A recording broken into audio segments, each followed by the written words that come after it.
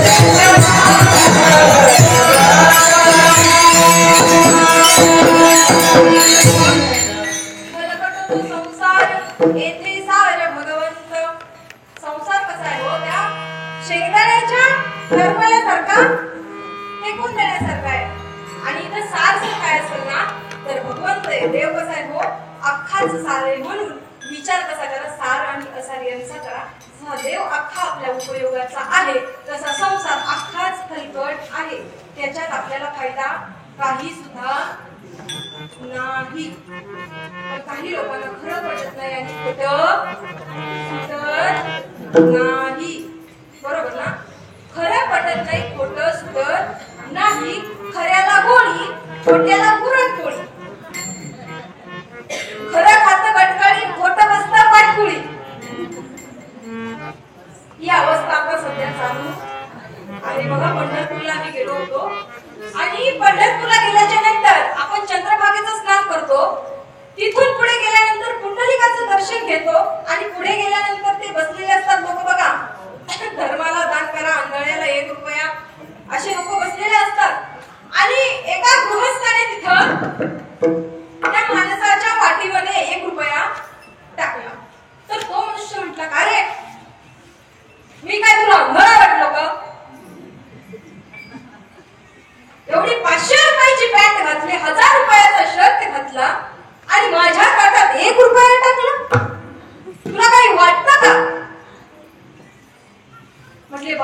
काय झालं? सगळ्यांच्या ताटात तसेच दिसतात नाणे. मीही टाकलं. तो मनुष्य त्याच्यासोबत भांडू लागला. कारण का? तू माझ्या ताटात 1 रुपया का टाकला? तुला जास्त पैसे नाही का? तू एवढी महागाची पॅन्ट घातली, एवढा मोठा शर्ट घातला, सगळं तुला घालायला चांगलंय आणि माझ्या ताटात 1 रुपया टाकतो? तुला काहीतरी वाटू दे. म्हणजे त्याची इच्छा होती की मला जास्त पैसे टाकावे. बघा, ते भांडण ऐकून दुसरा मनुष्य तिथं आला आणि दुसरा मनुष्य तिथं आल्याच्या नंतर त्यानं त्या बाबांना म्हटले, बाबा हात पुढं करा. हात पुढं केल्याच्या नंतर त्या मनुष्यानं त्याच्या हातावरती, तळ हातावरती गुदगुल्या केल्या. काय? गुदगुल्या होत्यात का? गुदगुल्या होत्यात ना? अशा कशा होत्यात? हसतात गालात सगळ्या. त्याला गुदगुल्या झाल्या. तो गालातल्या गालात हसला. त्याला हसू आलं गुदगुल्या केल्यावरती. हसू आल्याच्या नंतर हा माणूस म्हटला, मी तुम्हाला 1 रुपया दिला, तुम्ही माझ्यासोबत भांडण करायला लागले. त्या माणसानं हातावर गुदगुल्या केल्या, तुम्ही हसायला लागले. तुम्हीच बघा खरं काय खोटं काय.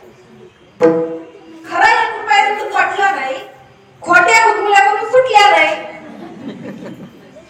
बरोबर आहे.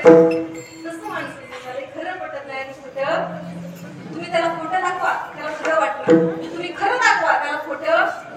तुम्ही किती खोट्याला वरडून सांगायला लागतं, खोट्याला सिद्ध करून दाखवायला लागतं. तेव्हा ते खऱ्याला सिद्ध करून दाखवायला लागतं, तेव्हा ते लोकांना पटतं. आणि खोटं तुम्ही कसंही सांगा, ते माणसाला पटतं. कारण खोटं येते. पण एक गोष्ट लक्षात ठेवा, खोटं हे खोटंच असतं, खरं हे खरंच असतं. आणि सत्य आज ना उद्या बाहेर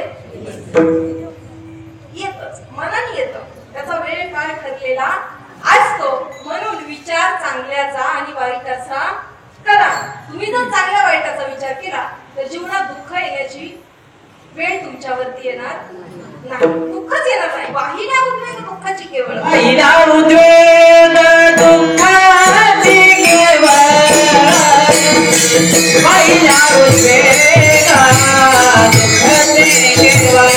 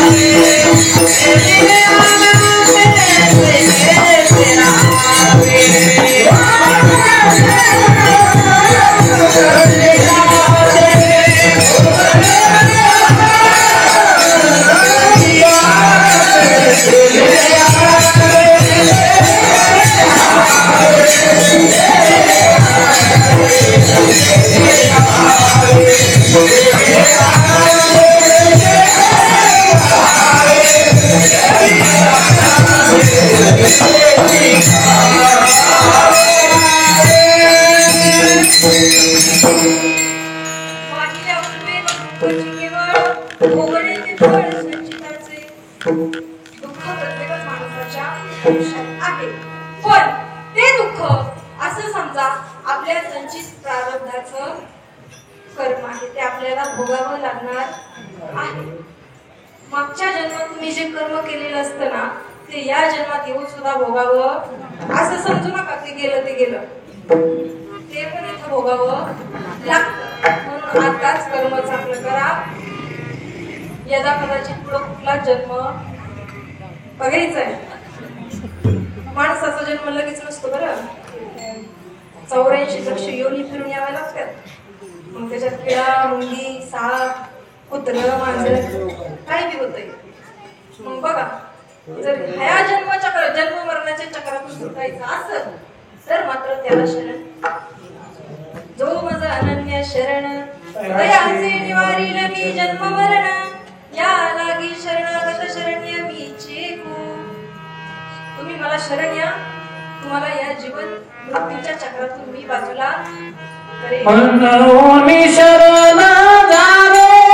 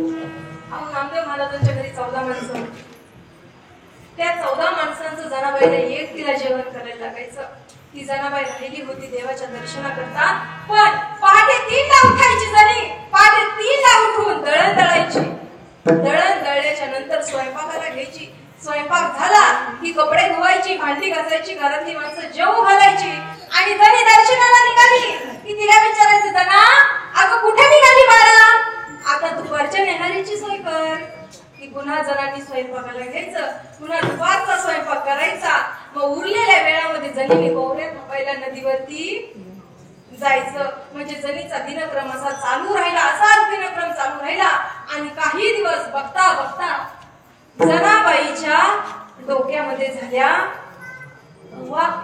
माहितीत ना उवा झाल्या उवा. आणि आता त्या उवा झाल्यावरती जनीच्या डोक्यातल्या उवा कोण काढणार म्हणून त्या भगवंताने पहाटे 2 वाजता उठले. आपल्या रुक्मिणी मातीचं लुगडं गुंडाळलं, मला मोठा कुंकवासाठी लावला आणि आपल्या जनाबाईसाठी पंढरपूरचा विठ्ठल विठाई झाला. तिथं तो आपल्या जनीसाठी आई झाला. आणि त्या जनीच्या घरी 2 वाजता गेला. जनीला उठवलं आणि तिच्या आंघोळी करता गरम पाणी तापवलं आणि जनीला आंघोळ घालायला घेतली. गरम पाणी तिच्या डोक्यावरती ओतायला सुरुवात केली आणि गरम पाणी डोक्यावरती ओतल्यानंतर फणी माहिती फणी अशा दोन्ही हातात फण्या धरल्या आणि उभा पाडायला सुरुवात केली. फणीनं उभा खाली पडल्या नाही म्हणून देवानं महिला मंडळांची टॅक्ट वापरली. बरं काय तुमच्याकडे खाली काढायची. भगवंतानी सुरुवात केली. नख घातलं घेतली अशी निघालता येतं अशी म्हणून टच सुखानं वाजवली. अनुभव आणि त्या भगवंताने जनीच्या डोक्यातल्या उवा काढल्या. हो त्या जनाबाईसाठी पंढरपूरचा विठ्ठल आई झाला. एवढंच नाही तर त्या जनाबाईसाठी ती जनाबाई